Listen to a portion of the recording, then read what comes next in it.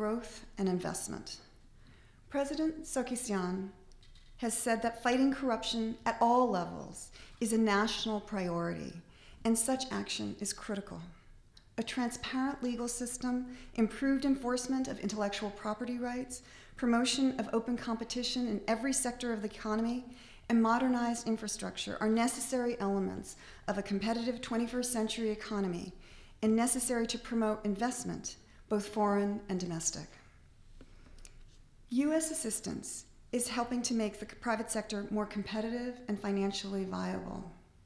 USAID's programs have been key to achieving 30% growth last year in tourism from Europe. We've trained the workforce in the IT sector to be more relevant to industry needs, and we've created new opportunities for investment and trade through partnerships with U.S. IT firms. Our $9 million credit guarantee program is helping banks provide loans to small businesses, and we are providing technical assistance to 200 small companies to improve their business practices. Our training and technical assistance will help banks to lend $50 million to the private sector. And thanks to our assistance, 100,000 people in the community of Artashat will have water 24 hours a day starting in August. And I'm looking forward to that day, and as are obviously the people in the communities of Artashat. And if any of you are going to be in Armenia at that time, I welcome you to the opening ceremony, because I think it's a wonderful example of how we, and I mean all of us here as taxpayers, are helping to really impact the lives of Armenian citizens in a positive way. And I think you should be proud of that program, as well as proud of the many other programs that we are sponsoring in Armenia. While most of our programs are focused on long-term impact, we have also reprogrammed funds to respond directly to the financial crisis by allocating $2.2 million for a small infrastructure program that will generate 23,000 labor days in the regions on projects decided by the communities throughout Armenia. In one community, this might entail putting in a well, in another, a new roof for a school. The program will put people to work so that they can put food on the table. We also have social sector programs to help the most vulnerable, soup kitchens to feed the elderly, and unemployment and training centers to get people back on their feet. Thanks to the Armenian American community, Armenia remains one of the largest recipients of U.S. assistance worldwide. And over the years, that assistance has accomplished a lot. As any Armenian will tell you, U.S. assistance helped keep Armenia going during what is called the cold, dark years of the 1990s by providing wheat, winter kerosene, and diesel to keep the central power plants running. We provided the support to transform the gas and electricity sectors and implement the safety measures that keep the nuclear power plant operational. And we have helped the health ministry revitalize and reform the delivery of primary health care services with a special focus on maternal and infant care. I'm proud of our many success stories, and I believe that you should be as well. But as we all know, just as in our own country, there's still a lot more that can be done. And as I said at the outset, I know many of you have been supporting Armenia in different and important ways.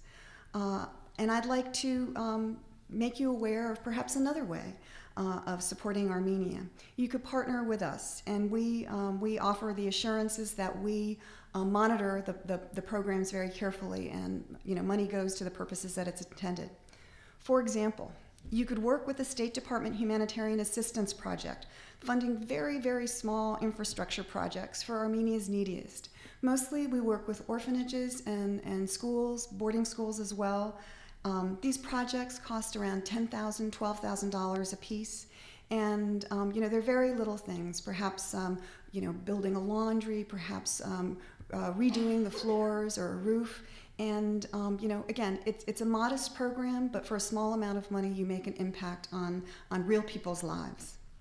You could also help fund a soup kitchen or help us lower the mortality rate of women with the most common complications of labor.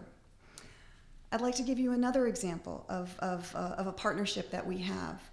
It's a partnership with the Coca-Cola Corporation, the City of Dilijan, and USAID. What we're doing is we are partnering to stop the discharge of raw sewage into the Akhtsev River, which runs through Dilijan, which is one of the main tourist sites in Armenia.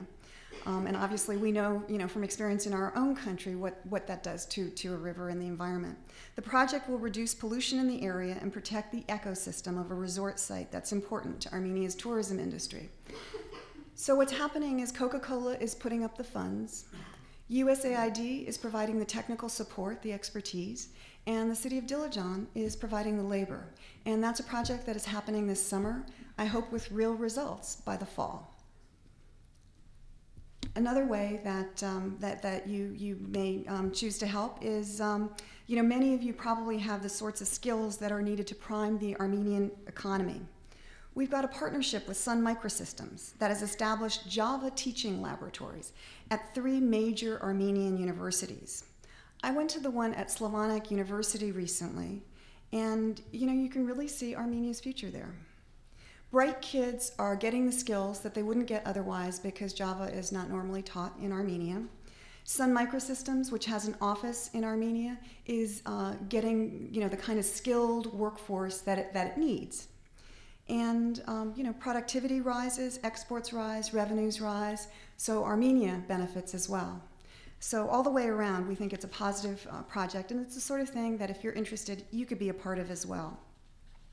There are brochures, I believe, in the back. If you're interested in this, or actually any of the other subjects that I've touched, we have information in the back. And I will also put a stack of my business cards here if you want to be in touch with me on this issue or other issues. And then for the many of you, probably the majority of you who are already contributing, I thank you for doing so, because it's important, especially now. A thriving economy is obviously key to Armenia's future, but so is security. Our security assistance and cooperation program in helping reform Armenia's military, supporting Armenia's integration efforts with NATO, assisting demining efforts, and enhancing the peacekeeping brigade that served in Iraq and continues to serve in Kosovo.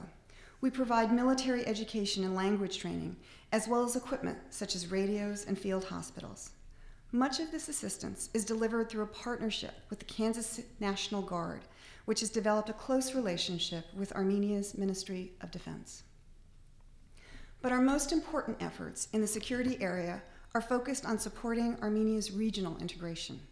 It's a top priority for the U.S. to help Armenia and Turkey normalize relations, open the border, and resume cultural, commercial, and other activities. I know that perhaps some of you are skeptical about this, but we believe that this is worth pushing for. If this were to happen, it would be a plus for Armenia, for Turkey, and for the region, and therefore for the United States. Open borders with Turkey, and eventually we hope Azerbaijan, would allow Armenia to be part of a regional market of 85 million people. Integration with its neighbors would stimulate development of road networks, rail lines, energy pipelines, electrical grids, which would enhance Armenia's economic and energy security. Nobody knows what the direct economic impact on Armenia would be of an open border, but studies indicate that it would add a few percentage points a year to Armenia's GDP growth for approximately the next 10 to 15 years. Some industries would do better than others, but according to the studies, we believe that travel and tourism, mining and metal products, electrical machinery, and certain agricultural products would be very competitive. The most important benefit is likely to be decreased dependence on inefficient, expensive, and vulnerable supply routes through Georgia and Russia. Political risk would go down, potentially attracting more domestic and foreign investment. Excuse me. Costs would go down for both consumers and importers. The greatest beneficiaries of a border opening would be the communities closest to the border, many of which are among the poorest in the country. For example, when I was in Gyumri last year, almost everybody I talked to raised this issue with me and mentioned how important it would be in their daily lives if the border, which they can see from Gyumri, would be opened. An open border would allow Armenians and Turks to travel back and forth, meet and talk to each other. We believe that both communities would discover that there is more that unites them than divides them.